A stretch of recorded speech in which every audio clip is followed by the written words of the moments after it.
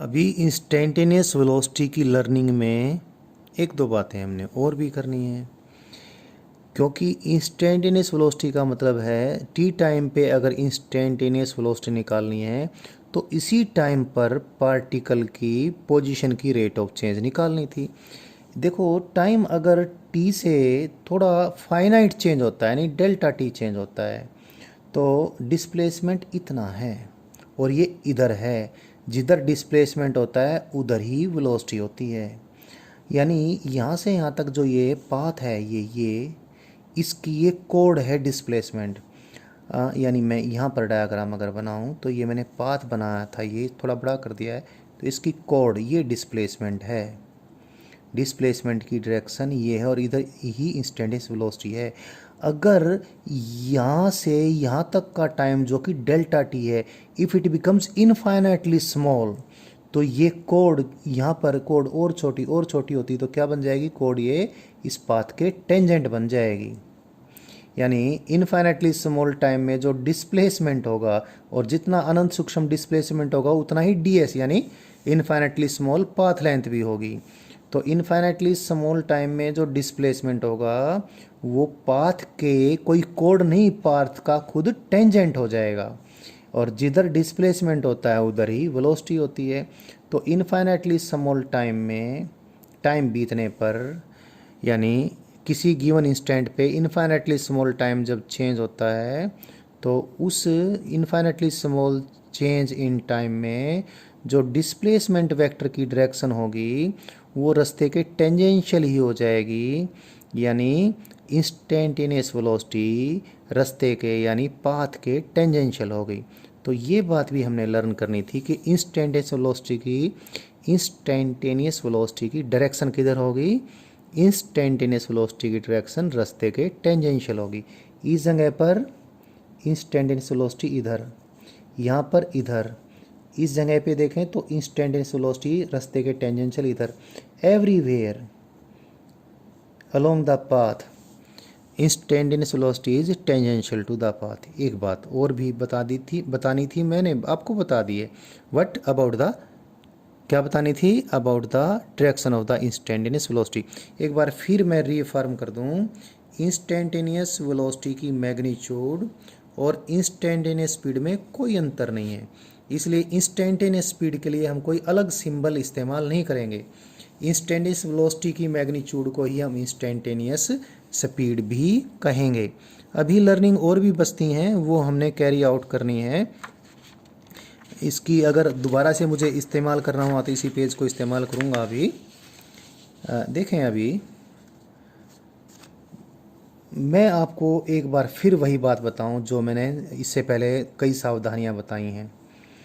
हमने बताया instantaneous velocity vector, it is differentiation of position vector with respect to time. और instantaneous velocity की magnitude कितनी? Instantaneous velocity की मैग्नीट्यूड है इंस्टेंटेनियस डिस्प्लेसमेंट वेक्टर की magnitude divide by time taken. हालांकि इसको डिवाइड बाय टाइम टेकन मैंने कहा है, बट इस प्रकार डायरेक्टली डिवाइड करके नहीं, ये डिफरेंशिएशन के रूल से हम ऐसा निकालेंगे। बट यहाँ पर फिर वही बात करूँगा, इंस्टेंटेनियस वेलोसिटी की मैग्नीट्यूड को चाहे मैं ऐसे लिखूँ, चाहे मैं वी वेक्टर का मॉडुलस करके लिखूँ, चलेगा, कैसे भी लिख सकता हूँ। बट डी आर वेक्टर की मैग्नीट्यूड यानी infinitely small change in position vector की मैग्नीट्यूड डी आर नहीं है। ये आपने फिर से सावधानी बरतनी है। लेकिन एक बात है, डी आर वेक्टर की मैग्नीट्यूड ये डी एस है, यानी इनफाइनाइटली स्मॉल डिस्टेंस ट्रेवल्ड है।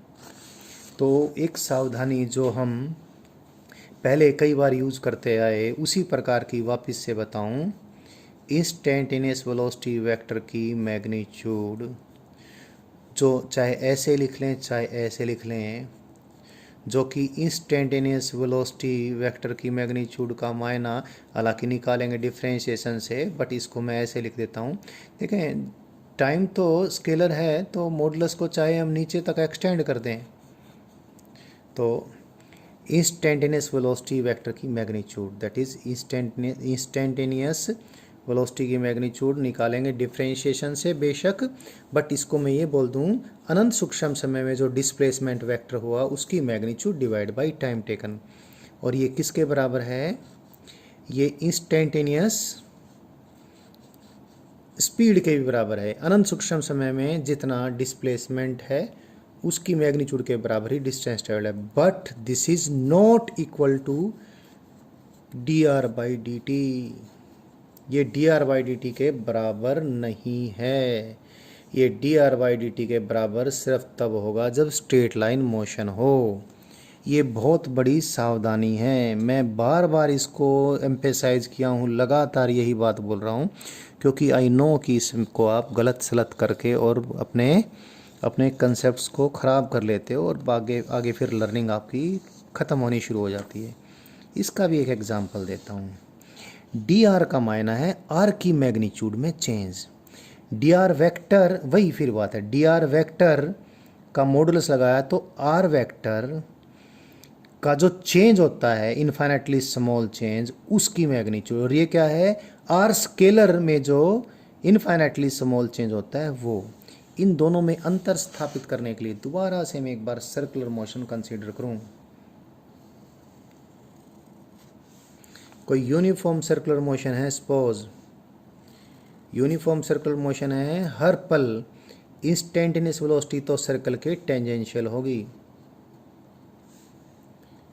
ये v vector every at every moment velocity vector is, ये इस सर्कल के अलोंग कोई पार्टिकल ट्रेवल करता है, at any instant velocity vector is tangential to the circle. ये किसी t टाइम पर वेलोसिटी है, ये t plus delta t time पर वेलोसिटी है। और v vector it is differentiation of position vector with respect to time taken. लेकिन position vector यहाँ पर और पोजीशन वेक्टर यहाँ पर, और इनफाइनाइटली स्मॉल टाइम दिखाऊं तो ये पोजीशन वेक्टर आर है, तो इनफाइनाइटली स्मॉल टाइम में पोजीशन वेक्टर्स ये बहुत दूर दिखा दिया मैंने, बट इसके अलावा मेरे पास कोई चारा नहीं था। इनफाइनाइटली स्मॉल टाइम में पार्टिकल यहाँ से यहाँ तक आता है, ये पोजीशन वेक्टर आर है, ये नया पोजीशन वेक्टर है। कितना पोजीशन वेक्टर चेंज होगा? ये पोजीशन वेक्टर क्या आएगा? This is position vector r vector plus d r vector. तो इनफाइनाइटली स्मॉल टाइम में पार्टिकल यहाँ से यहाँ तक गया, डी आर वैक्टर को हमने डी टी से डिवाइड किया, इंस्टेंटेनियस वेलोसिटी आ गई। कहने को, फिर मैं बार बार बोलता हूँ, ये कहने को डिवाइड किया बोल रहा हूँ, but it is differentiation. So one thing you see, when particle goes from here to here, what is d r? D r is zero, क्योंकि डी आर में आर की मैग्नीट्यूड यहाँ पर भी कितनी है? आर की magnitude radius of the circle, और यहाँ पर भी आर की मैग्नीट्यूड कितनी है? जो आर डैश है, इसको आर, ये भी आर डैश भी कितना है? R radius of the circle. तो डी आर तो जीरो है। यहाँ पर सर्कुलर मोशन में d r by d t का मायना है rate of change of radius. Circle की रेडियस थोड़ी चेंज होती है, तो जीरो है। तो यूनिफॉर्म सर्कुलर मोशन से ये बात दोबारा से कंफर्म हो जाती है हमें इस एग्जांपल से कि ये समझ आपकी पक्की मैंने करनी थी, और आई थिंक ये पक्की आपकी हो जानी चाहिए। एक दो बार इसको खुद करके देखेंगे, इस वीडियो को भी बार बार सुनेंगे तो आपको क्लियर हो जाएगी। हाँ, अगर motion along a straight line है, स्ट्रेट लाइन के अलोंग मोशन है, तो जितना इनफाइनाइटली स्मॉल डिस्प्लेसमेंट वेक्टर होगा उसकी जितनी मैग्नीट्यूड होगी उतना ही infinitely small change in position vector की मैग्नीट्यूड होगी। सपोज पार्टिकल यहाँ से यहाँ तक आता है, तो आर वेक्टर की मैग्नीट्यूड में भी चेंज इतना माइनस इतना ही, और आर वेक्टर में चेंज भी उतना ही। तो फिर वही बात जो बार बार मैंने कहा था कि ये जो चीज़ है ये सावधानी आपने ध्यान रखनी है। हाँ, एक बात और, अगर motion along a straight line है तो motion along a straight line में पोजीशन वेक्टर को हम खाली एक्स से डिनोट कर देते हैं। तो स्ट्रेट लाइन मोशन में d r vector by d T की जो मैग्नीट्यूड है स्ट्रेट लाइन मोशन में, only on straight line motion लिखना ज़रूरी है, नहीं तो कहीं भी आप कन्फ्यूज़न करेंगे। स्ट्रेट लाइन मोशन में डिस्प्लेसमेंट वेक्टर की मैग्नीट्यूड का मॉडुलस जो कि D r by d T भी हो जाएगा, और फिर इसको हम, क्योंकि स्ट्रेट लाइन मोशन में जिस लाइन के लॉन्ग मोशन होगा उसको एक्स एक्सिस या वाई एक्सिस या जेड एक्सिस कह देंगे। सपोज इसको हम जेड एक्सिस एक्स एक्सिस ही बोलते हैं, तो d x by d t हो जाएगा। So instantaneous velocity, instantaneous acceleration, instantaneous velocity and instantaneous speed के बारे में, उनके रिलेशनशिप के बारे में मैंने आपको बता दिया है। अब आगे प्रोसीड करते हैं।